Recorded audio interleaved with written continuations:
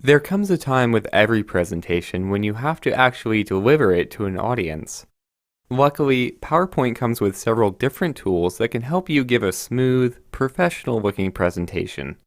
When you're ready, there are many ways to start playing your presentation.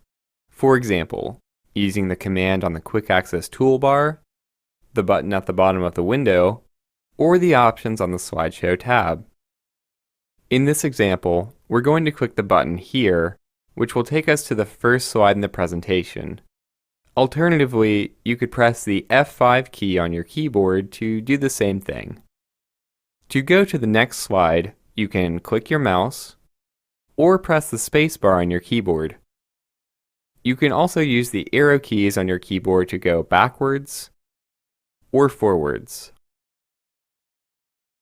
You can also use the menu in the bottom left corner that appears only when you move your mouse. This gives you easy access to navigation buttons and also some other options that can help during your presentation. Have you ever wanted to access something else while you were in the middle of a presentation, for example? Maybe a website or a file in another program. All you have to do is click Screen, then choose Show Taskbar. Now you can access the File Explorer, your web browser, and anything else that you have pinned to your taskbar. When you're ready to exit the program, all you have to do is close or minimize the window, and you'll be taken straight back to the full screen presentation. Getting back to the menu, another tool I use pretty often is Show All Slides. Just click the button here. This displays a thumbnail version of each slide in your presentation, so you can easily skip ahead or go back. You can access the same feature by right-clicking anywhere on the screen, then choosing See All Slides. Now would be a good time to practice using some of the drawing tools, which can help to call attention to specific things in your presentation. Just open the menu here, and you can turn your cursor into a pen, a highlighter, or even a laser pointer. First, select the tool you want, then click and drag to draw anywhere on the screen. This makes it easy to point out the most successful fundraiser, for example, and also the least successful. Drawing with your mouse can be a little tricky, so you might want to try the feature out before you use it in front of an audience.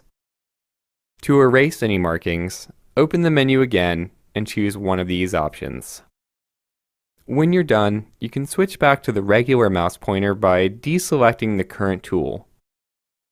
I think I'm ready to wrap this up, so I'm going to exit the slideshow now and go back to PowerPoint. To do this, just press Escape on your keyboard, or navigate past the final slide in your presentation, or go to the Slide Options menu and choose End Show. Before we leave, PowerPoint will ask if we want to keep the ink markings we just made. I'm going to keep them for now, which means that they stay on the slide, but we can delete them at any time. Just select the mark, then press Delete or Backspace on your keyboard. What if you're going to be using a second display to give your presentation, like a projector or a separate monitor?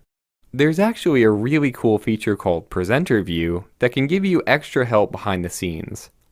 Here's how it works. First, start your presentation as usual. Then go to the Slide Options menu. Next, choose Show Presenter View, and you'll be taken to a special set of tools that only you can see. The audience will just see the presentation as normal. The layout is pretty different compared to normal presentation mode, but if you look closely, you'll find a lot of familiar features. For example, here are most of the options that we discussed earlier, including the pen tool, the Show All Slides button, and also arrows for navigation. There's even a place to keep track of the time, preview the upcoming slide, and reference any notes that you've added, all of which can come in really handy. When you're done, go ahead and click the button that says End Slideshow. There's just one more thing I'd like to show you that can help with your presentation, depending on what you need. Make sure that you're on the Slideshow tab, then click Set Up Slideshow.